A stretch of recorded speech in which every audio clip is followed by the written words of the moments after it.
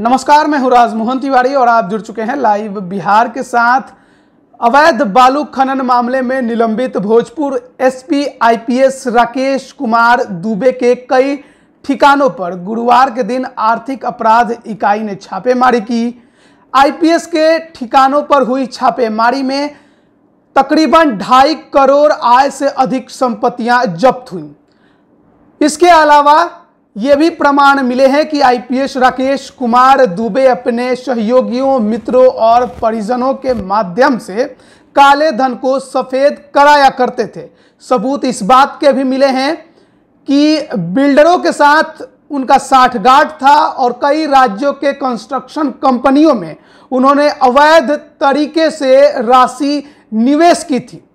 अब आप सोच रहे होंगे कि आखिर इस मामले को हम आज आपको क्यों बता रहे हैं, जबकि यह मामला तो गुरुवार का था और उस दिन हमने ये खबर आप तक पहुंचाई थी।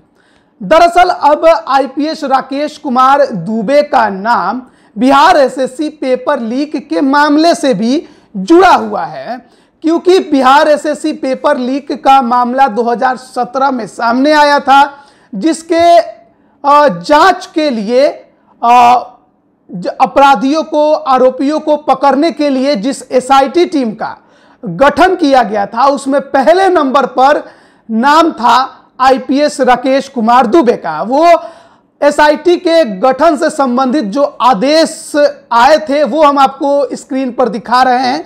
आप अपने स्क्रीन पर देख सकते हैं, जिसमें लिखा हुआ है, बिहार कर्मचारी चयन आयोग की प्रतियोगिता परीक्षा 2017 के प्रश्न पत्र लीक की सनसनीखेज घटना घटित हुई है। इस घटना के अनुसंधान एवं कांड के उद्भेदन हेतु विशेष अनुसंधान दल यानी एसआईटी का गठन आईपीएस मनु महाराज के नेतृत्व में किया जाता है। इस एसआईटी में 8 अन्य अधिकारियों को भी शामिल किया गया था, जिसमें पहले नंबर पर जो आप नाम देखेंगे वो राकेश कुमार दुबे का है। अब कई सवाल इससे खड़े होते हैं। क्यों खड़े होते हैं वो भी हम आपको बता रहे हैं, क्योंकि जुलाई के महीने में इसी वर्ष बिहार एसएससी के पूर्व अध्यक्ष वरिष्ठ आईएएस अधिकारी सुधीर कुमार एससी एसटी थाने गए थे। वहां पर उन्होंने कई अधिकारियों पर, बिहार के मुख्यमंत्री पर और साथ ही साथ ये जो आईपीएस भ्रष्टाचार के मामले में अभी पाए गए हैं, जिनके ऊपर जांच चल रही है, यानी राकेश कुमार दुबे, उनके ऊपर तथा उस एसआईटी को लीड कर रहे मनु महाराज के ऊपर एफआईआर करने की कोशिश उन्होंने की थी। इसके लिए उन्होंने आवेदन किया था, ये नाम उसमें शामिल होने की बातें कही गई थी, लेकिन उनका एफआईआर दर्ज नहीं हुआ था और शायद अब तक नहीं हो पाया है। इस बिहार एसएससी प्रथम इंटर स्तरीय 13,120 पदों की बहाली का जो परीक्षा 2017 में हुआ था, जिसका पेपर लीक का मामला सामने आया था, उस मामले में इस एसआईटी के टीम के रिपोर्ट के आधार पर ही बिहार एसएससी के पूर्व अध्यक्ष और वरिष्ठ आईएएस अधिकारी सुधीर कुमार को 2017 में जेल भेजा गया था। 3 साल उन्होंने जेल काटा और 2020 के आखिरी साल में वो जमानत पर छूटे हैं और बिहार सरकार में अपनी सेवा दे रहे हैं। अब सवाल बड़ा गंभीर खड़ा होता है कि जिस एसआईटी का गठन एक भ्रष्टाचार के मामले का खुलासा करने के लिए किया गया, उस एसआईटी में जो सबसे पहला नाम था राकेश कुमार दुबे, वो तो खुद एक भ्रष्ट अधिकारी निकला। उसके यहाँ करोड़ों की अकूत संपत्तियां पाई गई हैं और बात यह भी कही जा रही है कि अभी इसमें और ज्यादा बढ़ोतरी होने वाली है इस संपत्ति में, जो अकूत संपत्ति पाई गई है। अब सवाल यह है कि बिहार एसएससी का जो पेपर लीक का मामला है वो तो कोर्ट में है, लेकिन क्या कोर्ट उस रिपोर्ट को सही मानेगा जिस रिपोर्ट को बनाने में एक भ्रष्ट अधिकारी शामिल है? उस रिपोर्ट पर क्या एक अधिकारी पर कार्रवाई हो पाएगी आगे चलकर? और क्या जिस मामले को लेकर एफआईआर करने पहुंचे थे आईएएस सुधीर कुमार, उसमें इस आईपीएस अधिकारी का भी नाम होने का बात कही जा रही है और उन्होंने साफ कहा था कि भ्रष्टाचार का वो आरोप लगा रहे हैं, फर्जी दस्तावेज बनाकर उन्हें फंसाए जाने का वो आरोप लगा रहे हैं।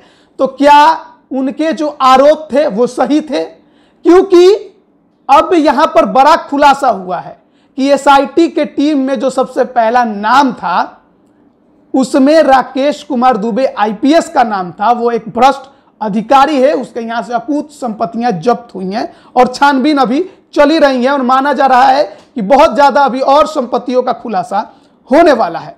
सवाल बड़े गंभीर खड़े हो रहे हैं कि आखिर बिहार एसएससी पेपर लीक मामले की जांच क्या द्वेषपूर्ण रवैये से की गई थी? क्या सुधीर कुमार को फंसाने की कोशिश की गई थी जैसा कि वो कह रहे हैं? क्या सुधीर कुमार के जगह किसी और को बचाने का प्रयास किया गया था उन्हें फंसाकर?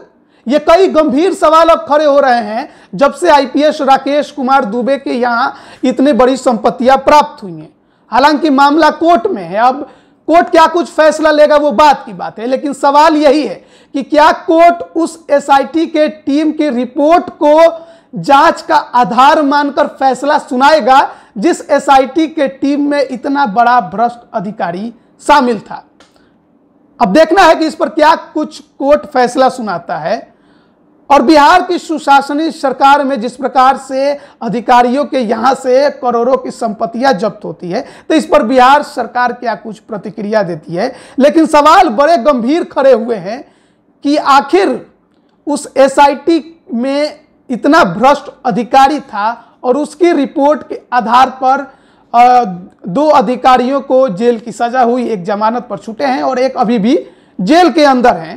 तो आगे जब इसमें कोर्ट में ये मामला जाए तो है ही पहले से, इस पर आगे जब कार्रवाई होगी तो कोर्ट इस पर कैसे संज्ञान लेता है और कोर्ट इस पर किस प्रकार से आगे चलकर फैसला सुनाता है और क्या सुधीर कुमार के आरोप सही हैं, ये बड़ा सवाल है और काफी गंभीर सवाल है। इसके जवाब की तलाश है और देखते हैं आगे हमें क्या कुछ जवाबें मिलती हैं। अब बने रहिए लाइव बिहार के साथ।